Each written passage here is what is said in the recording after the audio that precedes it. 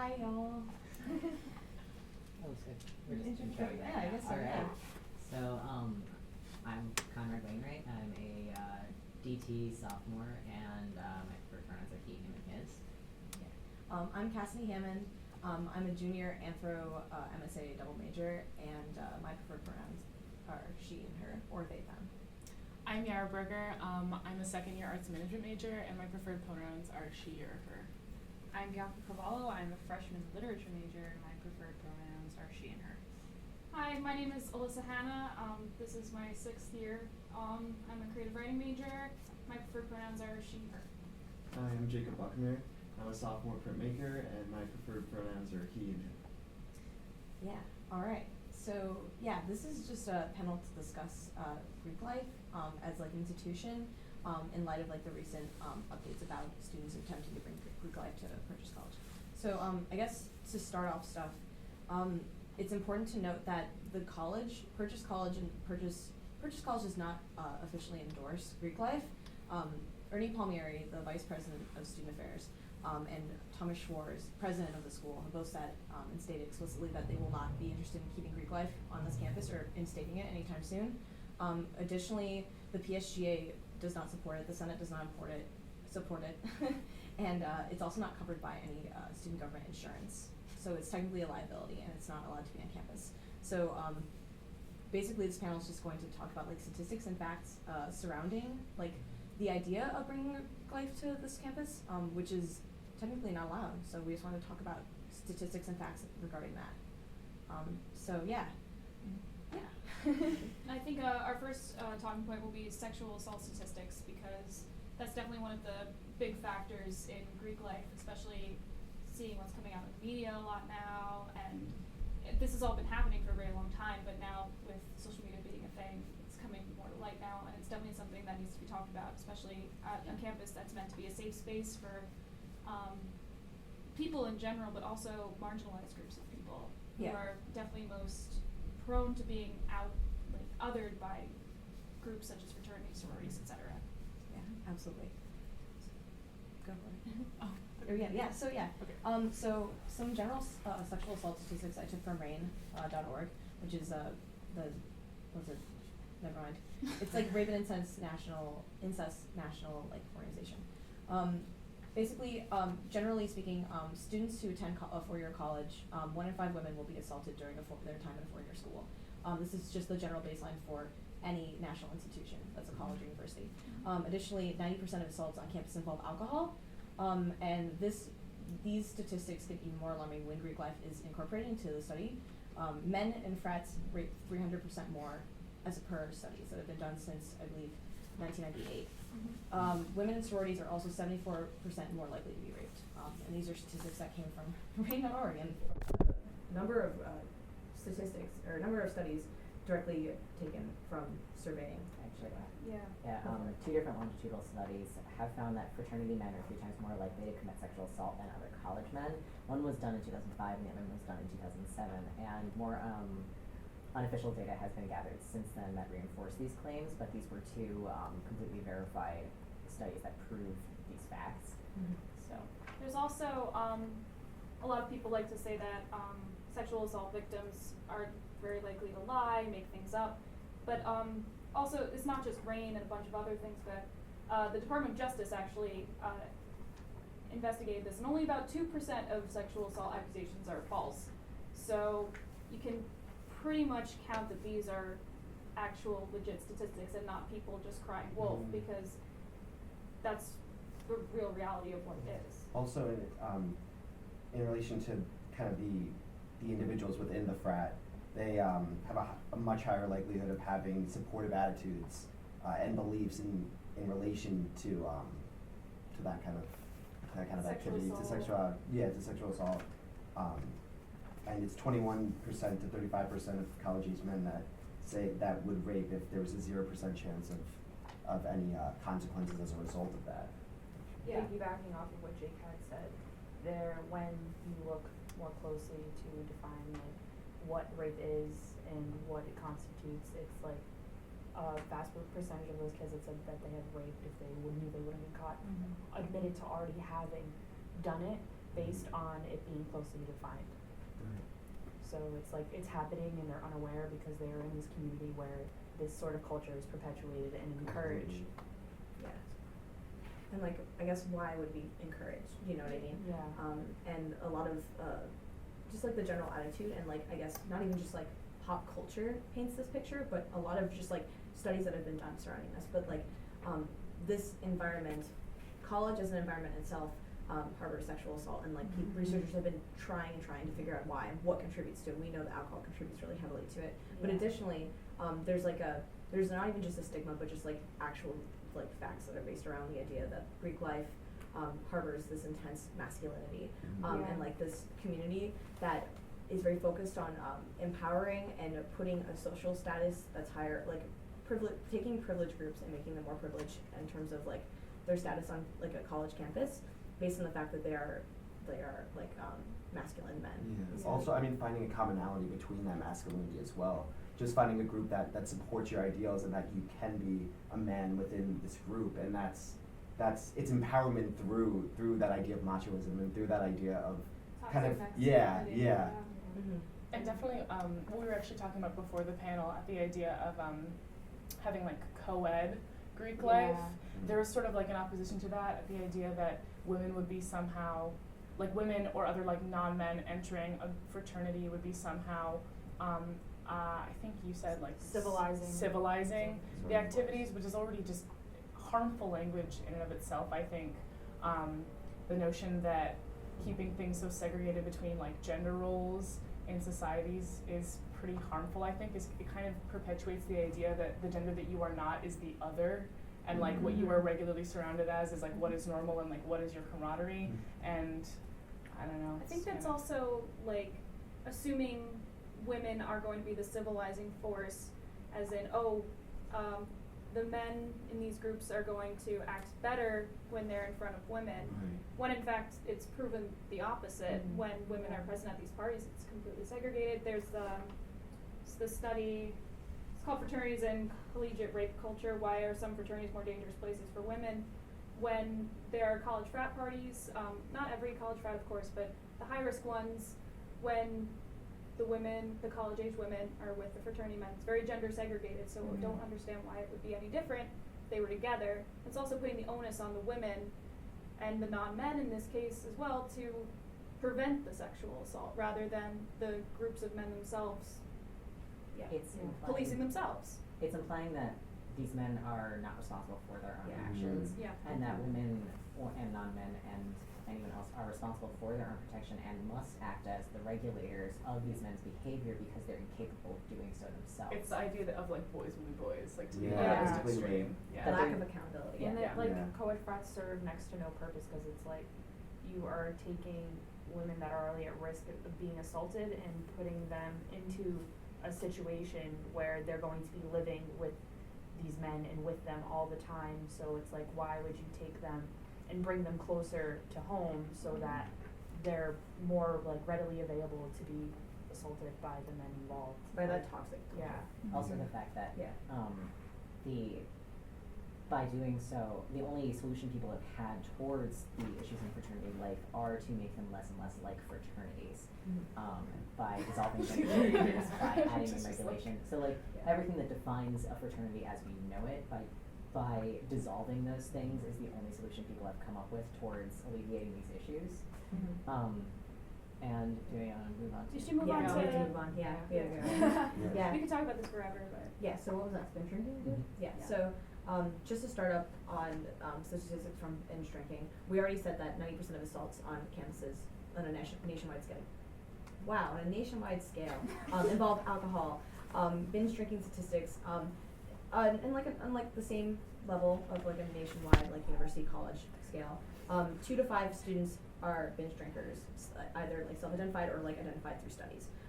And 4 out of 5 frat and sorority members are binge drinkers. That's also a statistic. 62% of sorority members admit to heavy drinking, as opposed to 41% of just non-Greek life affiliated college women. Yeah. And that's terrifying in and of itself, without all the implications of sexual assault. Right. Mhm. Because, I mean, everyone, I don't think, well, not everyone of course, but people enjoy having a drink every now and then, getting their groove on, but Binge binge drinking's drinking dangerous. binge drinking Yeah. is just, it's, people die. Yeah. And especially if 4 out of 5, you said, fraternity and sorority members admit to binge drinking, that's an extremely, not only harmful habit to have, but one that's being reinforced as normal, acceptable, and even glorified. Mhm. Something. Yes. Yeah. Yes, absolutely. And we do have a lot of parties on this campus that are, you know, binge drinking havens, but I mean, adding even more to that is, that troubles me greatly. Well, also, like, in addition to that, just adding a group that's one of their ideals is to support one another through drinking and through access drinking, and Yeah.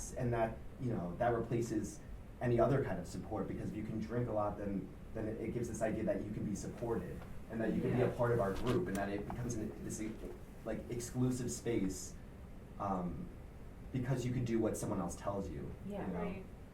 Not everyone handles alcohol the same way, especially if you're gonna go to any type of party, but frat party and you're gonna be told you should drink this much, you should drink that Yeah. much. The volume of alcohol that's consumed isn't in proportion to each person, it's just volumes and volumes and volumes of alcohol. Also, there are campus spaces, especially on this campus, there are a lot of dry campus spaces and dry organizations where most if not all of our campus organization and club events are dry events, and alcohol is not permitted at them. But I don't know that I've ever heard of a dry fraternity, and the idea sounds Right. kind of sensationalist in how completely like unreal it is. Yeah. So there's also no spaces for people who are addicts or have dealt with addiction. Mhm. There's no regulation via the schools in Mhm. what fraternities do, and fraternity houses and stuff don't have resident assistants. They don't have any kind of infrastructure to protect people who've been binge drinking. So there are really intense amounts of alcohol poisoning. There are people who are just dropped off at hospitals.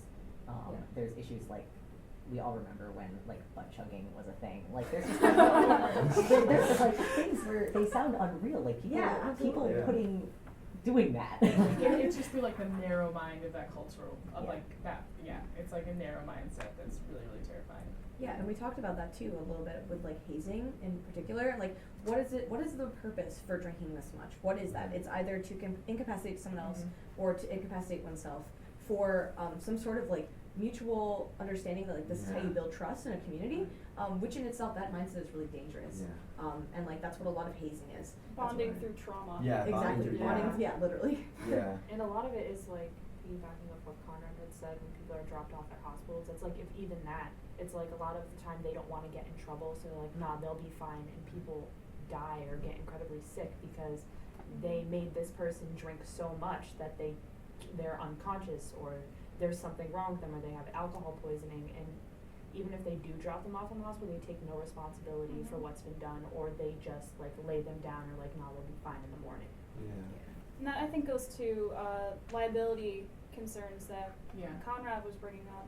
Yeah. So should we transition to that? I think that would, I think that's a good segue. All right. Yeah. yeah. So we'll start talking about liability. So Yeah. Conrad, take it away. Just to start out with liability issues, there was an article posted by The Atlantic about just fraternities in general and some issues that go on with them just legally. And every single liability report filed with any fraternity in the country through national fraternity organizations and fraternal law associations, every single one of them involves alcohol, and they also involved massive amounts of alcohol. So there was not a single case in which somebody filed a liability claim with a fraternity that alcohol wasn't involved. So binge drinking is a really big issue to the point where like you cannot find a case that didn't involve it. And additionally, when students do this, they automatically are severed from the fraternity's liability coverage. So their alcohol policy is you can, if you are over 21, you can bring 6 beers to a party or 5 wine coolers, and you have to surrender them to like an alcohol monitor who will dispense them one at a time to you throughout the entire party. And I don't know a single person who's ever done this. And the entire policy is put into place so that people won't do it, so it's inaccessible. So as soon as you violate that alcohol policy, you're no longer covered or in company with the fraternity. They can completely sever all ties to you. So as soon as it goes onto the legal floor, like, you're not covered and you're completely liable for everything. And what also happens is fraternities are really corporatized. There's a North American Interfraternity Conference, which represents 75 fraternities in the country, and among them is 32 members of the Fraternal Information and Programming Group, which also represents even more fraternities. So almost every fraternity has a kind of corporate headquarters, a corporate base that it's a completely privatized organization that has its own funding, its own money that goes to it, and runs fraternities almost completely separate from the campus. So, and it kind of ties campuses to it because they offer housing that the school doesn't have to pay for, they offer programming the school doesn't have to pay for, and fraternity alma mater and alums will donate to the school. So the schools feel very tied by this because there's a big financial issue with schools not having enough funding. So when you're so tied to a fraternity like that, they really can't get rid of these organizations, even though so many deaths occur and so many incidents happen. Like 23% of incidents in fraternities are not even hazing or assault and battery. 15% of liability claims filed are sexual assault. 10% are slip and fall. 9% are fall from heights. 7% and 7% on both ends are for auto accidents and hazing. So there have been many deaths, I don't have the exact number, of people just falling out of fraternity house windows because the school can't maintain the buildings that are owned by fraternities. So almost no maintenance happens. A lot of them are out of fire code. No fire marshals ever walk through. Sometimes they fill them with bunk beds to the point where they are not even up to architectural code. So these are really dangerous buildings for people to be in, and the people who are in them are usually not covered if they get injured or if they get killed. And all of those costs then, when the parents sue the school because their child died, the fraternity can turn around and say, no, you're completely liable for that, and it comes out of the parents' homeowner insurance. So first of all, your child died or got horribly injured, and second of all, the school can't cover you, and the fraternity refuses to cover you. So your entire retirement fund can go to this, especially if you decide to pursue legal action. And so then you have this horrible tragedy in your family, as well as being financially ruined because of this. And fraternal lawyers proudly say that all of their profit comes from parents' homeowner insurance. So that's a major issue. There's And, a lot. yeah. So now that I've talked a lot about law,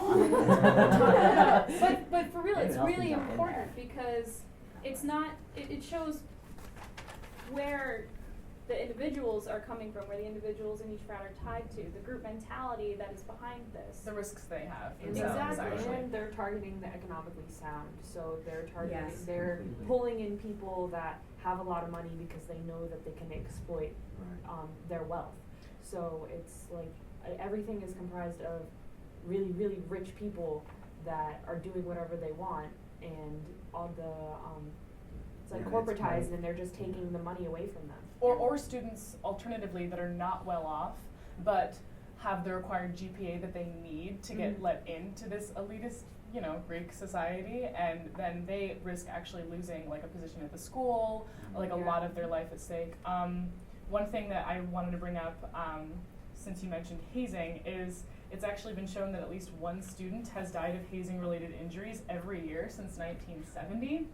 So it's just That's like, and that's kind of funny when you tie that into the fact that almost every time, at least I read an article about like deaths or injuries involving hazing, there's always some quote from the students saying like, oh, this is an isolated incident, this like never occurs. But if you really if this was anything else other than Greek life, I feel like if there was an article saying that I don't know, Cheese Club.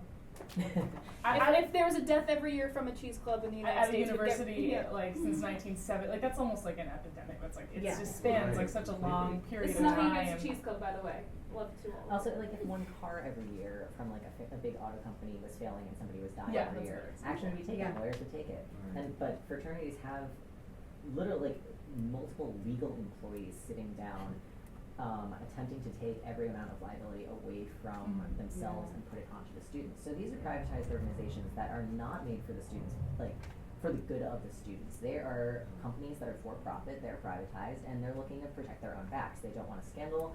Most things are settled out of court because they don't want a national case on the books. They don't want the news crews coming. They have actual policy in place for chapter leaders that if an incident occurs, if somebody dies or is injured or if anything newsworthy happens, they have emergency policy to keep it out of the news and minimize it as much as possible. So it's completely for the fraternity organization and chapter own benefit versus the benefit of the students. So these people are not even, fraternity, like, brothers and members don't even have their own organization on their side. They, like, they have almost no protection for themselves. So, like, this place doesn't, like, these companies don't care about their members, they care about their profits. Which is really sad, because a lot of people really want to join these fraternities Yeah, and sororities. absolutely. It's one of those things that's just very exclusive. Exactly. And Well, especially if you really want to get into it, and then the corporation isn't even on your side, Mhm. even after you put so much effort and time and sweat and blood and tears into it. Literally.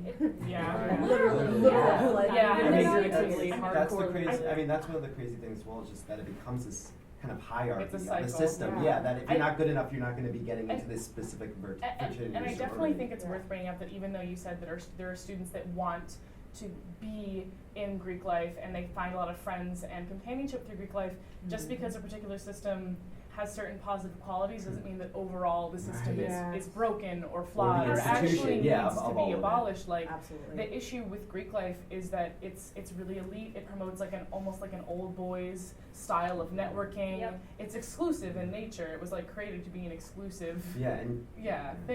I mean, and you look at this like old perspective that, you know, old men will be like, yeah, you know, college was the best years of my life, but then how much is that worth? You know, that all of these things are happening as a result of it. It's, yeah, these individuals may have a good time, but But at then what there's, cost? at what cost? And Exactly. how are we, like, additionally just supporting the system and this institution and just continually, you know, either not telling them, either just not stopping it or just being a passerby, you know, not even Absolutely. taking the time to be aware of these things. Yeah, And I fond memories are not worth one death, one sexual assault, even one minor paddle to the butt. Just Yeah, because even if you're not involved with it, you're still in a community where it's happening, and Mhm. it's like you're guilty by association. You're aware of these things that are going on in this community that you're involved in, and instead of pushing back, you're staying involved. Absolutely. And it's like, because there's this atmosphere that this is what Greek life is supposed to be like, so people justify it with that, and they make it okay when all this stuff is going around and like, oh, that's terrible, but no one's doing anything about it. I It think leaks that's- and Also, there's- invades the system around you. Yeah. It definitely becomes a part of the school culture. Al- and I think also- that would, I'm sorry. Also, there's definitely a way of distancing ourselves from like everything that's happening. You know, we hear on the news like something happens, but we don't associate that with our own lives and our own actions.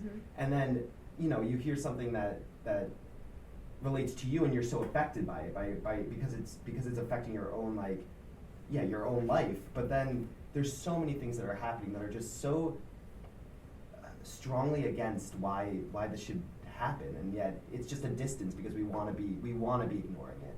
Yeah. And I think that would also, speaking about community and school-wise, that would go to why, I think one of the main points as to why we don't think a fraternity or a sorority or any kind of Greek life would be really a good fit for purchase.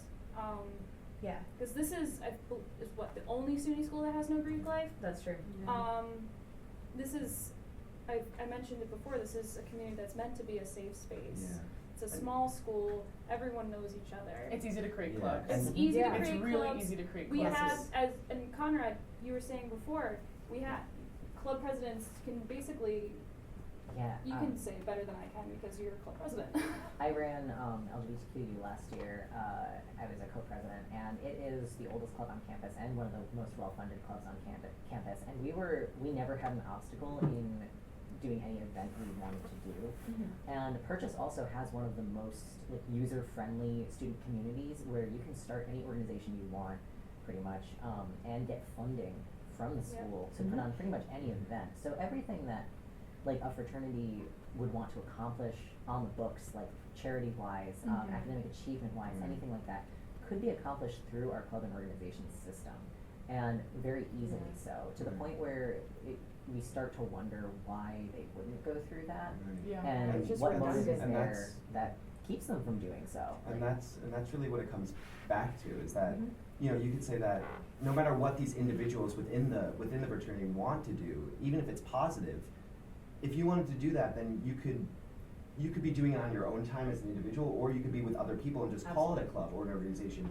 There has to be another reason why these people want to be doing this, and if it is set with fraternities, then it's set in a history of masculinity and of machoism and of objectification and of all these things that cannot be the reason why you want to do it. Because these avenues are already available to you under Title IX, where there's no Right. discrimination, like with a budget that the school gives Yeah. you, without like this private company that like basically, yeah. Yeah. Yeah. And one of the things that I think is really important is that a lot of people come here specifically because there is no Greek life. Mhm. Yeah. I know that's one of the reasons I came. My cousin, she went to PACE, the city one and the one up here in Westchester. Now she's like an administrator for some of the college, Okay. for Keene, whatever. And when she first went, and I was first applying to colleges, she was like, okay, so if you go to a fraternity party, make sure you have at least 5 girls with you. You never go anywhere by yourself. If you leave a drink down, if you put it down, don't pick it up again. If you want to keep everything with you, you want to keep your wallet, you want to keep your ID, you want to keep your this, your that, everything. You want to keep it with you in your pocket. Have a knife, like everything. And it was just like, why would I put myself in that situation?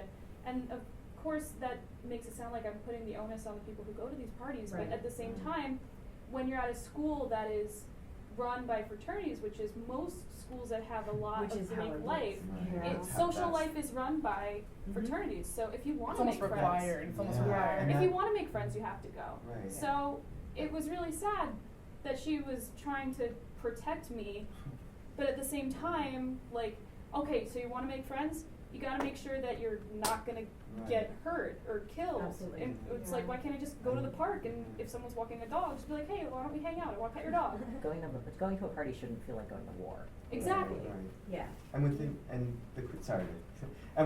those spaces, the thing that happens is it becomes so normal, it becomes the standard that you have to protect yourself, that's just the space that those people are in, and that and it's not their fault. It's just it's so normalized, it's so just regular, Mhm. and so it's not necessarily going to be happening to that degree here, but it will affect how safe this space is for people. Exactly. Yeah. Yeah. I also like want to point out too, because I don't feel like we mentioned it enough.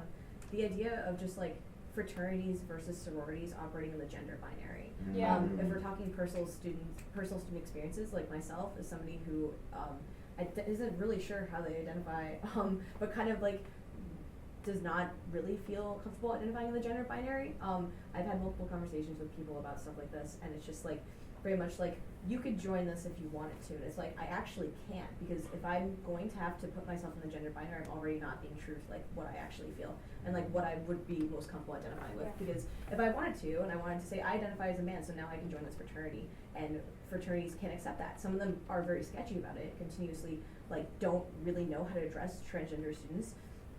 But if I identify as male, for many fraternities I probably could get in. If I identify as a woman, I could go into a sorority. But I don't want to do either of those things because neither of those things are true to my actual identity. And they are exclusive in that regard.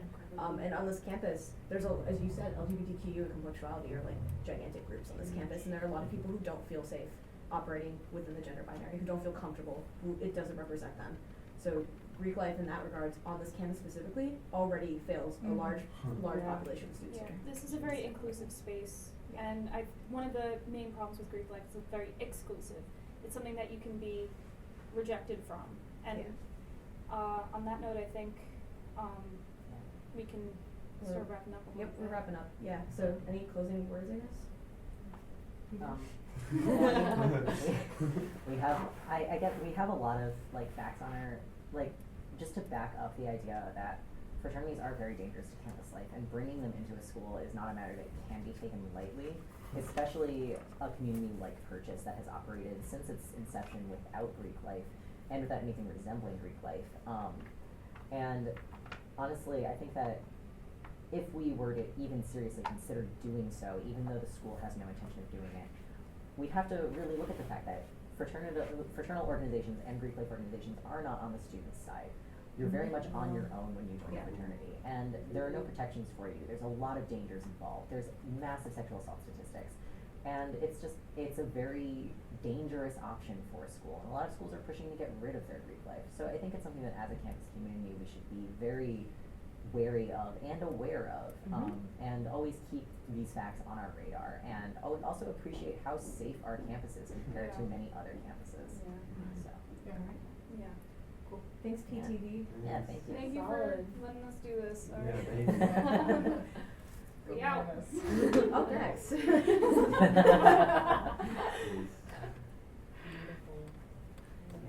So we done? A good So we time. do that thing where they like play music over Yeah, and right. chat amongst ourselves. I love Everyone that just, point like, you stuck. made earlier, 'cause they always